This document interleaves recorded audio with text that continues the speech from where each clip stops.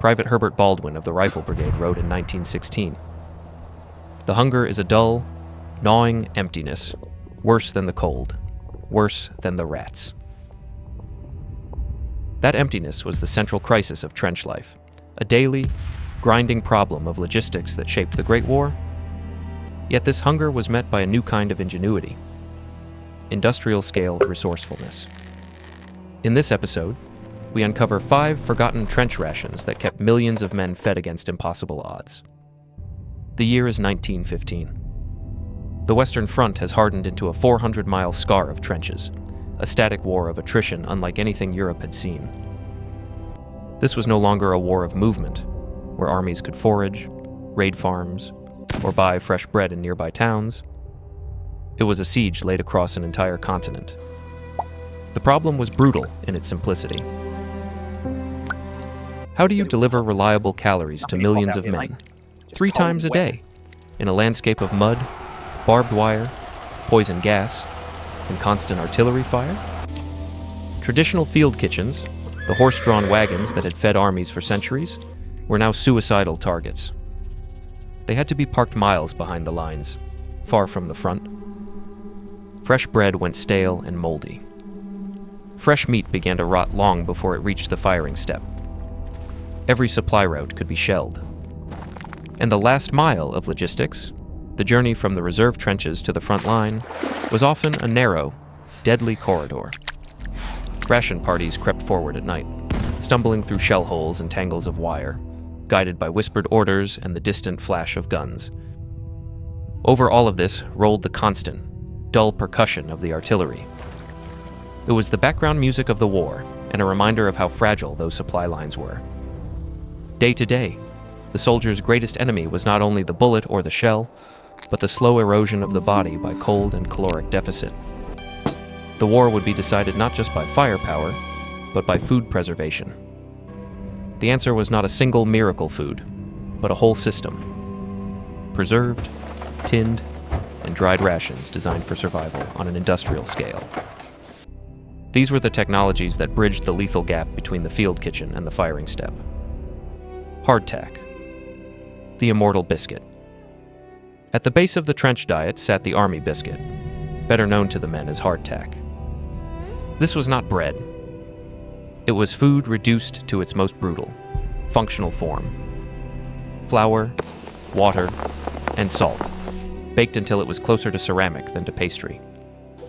Soldiers' diaries are full of dark humor about it, men trying to break the biscuits not with their teeth, but with entrenching tools or the butt of a rifle. The metallic clang of a bayonet chipping at a biscuit was a familiar sound in the trenches. Its value was not taste, but immortality. Hardtack could resist damp, mold, and vermin. It could sit in a crate through rain, mud, and bombardment, and emerge unchanged. To make it edible, a soldier might soak it for an hour in tea or water, softening it just enough to chew. More often, he crushed it into crumbs, mixed it with water in his mess tin, and boiled it into a crude, bubbling paste that passed for porridge. Bully beef. Protein in a tin. The primary source of protein was bully beef, tinned corned beef, a product of the modern canning industry. One name, Fray Bentos, a town in Uruguay, became so common on the labels that it turned into shorthand for the ration itself. Each tin came with a key soldered to the side. That little strip of metal was an essential piece of frontline technology.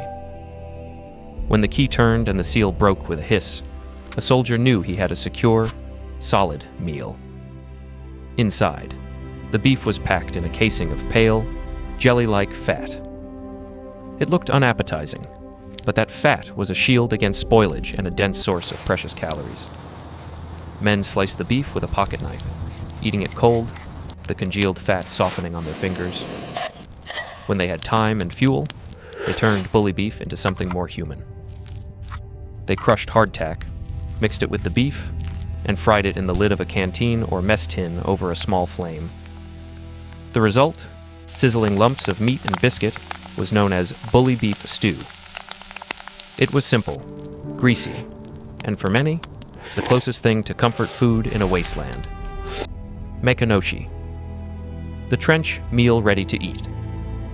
If bully beef was a component, Maconochie was a complete meal in a tin, an early ancestor of the modern MRE. Patented in 1877, it was a thin stew of turnips, carrots, potatoes, and onions, with a modest portion of beef, all sealed in gravy. The label instructed that it should be heated before serving. In theory, this made sense. In practice, under shellfire and rain, it was a luxury. Many men ate it cold, scooping it straight from the can. Corporal George Coppard described it as a thin, greasy, lukewarm mess. And yet, even this unimpressive stew had enormous psychological value. It resembled a real meal, something you might once have eaten at a kitchen table, not at the bottom of a trench. The simple ritual of opening a Maconochie tin, smelling cooked vegetables and meat, and watching the contents slide into a mess tin was, for many, a small act of hope. It was a reminder that somewhere beyond the mud and wire, there still existed such things as dinner and normal life. Powders and extracts. Warmth in a mug. The fourth category of trench ration was lighter and more concentrated. Compressed powders. Soldiers received dehydrated pea soup, cocoa, and meat extracts like bovril. These packets were tiny, a few grams of powder that could, in theory, become a steaming mug of nourishment. The genius here lay in the transformation. All a soldier needed was hot water, which, on the Western Front, was sometimes harder to find than the powder itself. Men lit Tommy cookers, small tins of solidified alcohol or fuel, and balanced their mugs above the flickering flame. They melted snow, boiled dubious water scooped from shell holes, and watched as the powder dissolved into something smelling faintly of home. The thin steam rising from a tin mug in the freezing air carried more than heat. It carried salt, calories, and a momentary shield against the cold that sank into bone and spirit alike. The faint hiss of the Tommy cooker and the first sip of hot soup were, for many men, among the best sounds and sensations of the day. The SRD rum. Liquid courage. The final ration was not food at all, but it may have been the most controversial. The SRD rum ration. The initials on the stoneware jars officially stood for Supply Reserve Depot. Soldiers said it meant seldom reaches destination. This was dark, potent rum, issued under strict control by officers, often in the hours before an attack. A doctor in the Royal Army Medical Corps once called it the true Dutch courage, a liquid dose of bravery, or at least numbness. Rum did not repair bodies. It didn't add much in the way of nutrition. What it offered was something harder to measure. A brief fog over terror.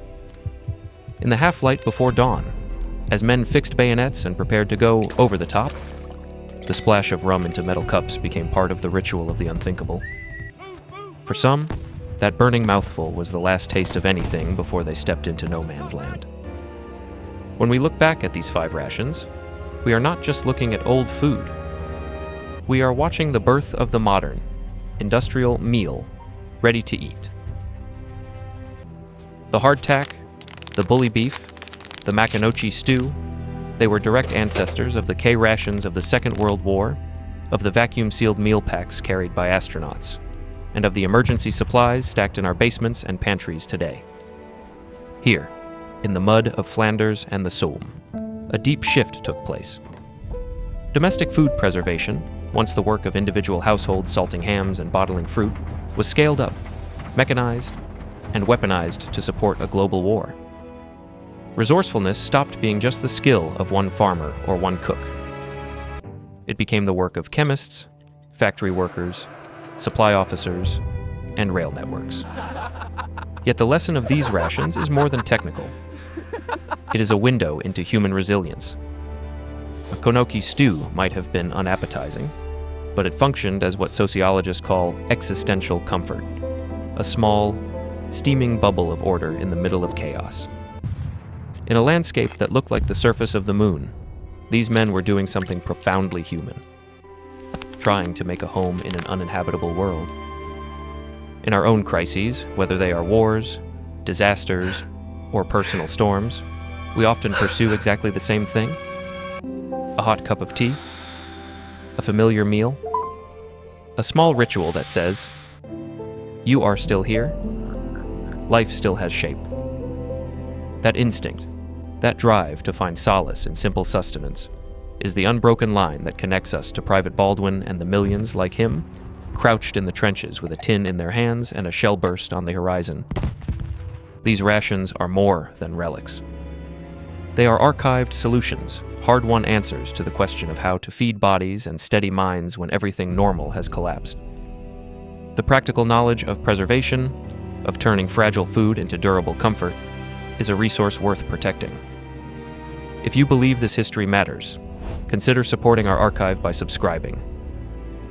And if your family carries a story of resourcefulness, from wartime, hard times, or everyday life, share it in the comments. Somewhere in every crisis, there is always a small stove hissing to life, a pot beginning to simmer, and a human being trying, once again, to make the world livable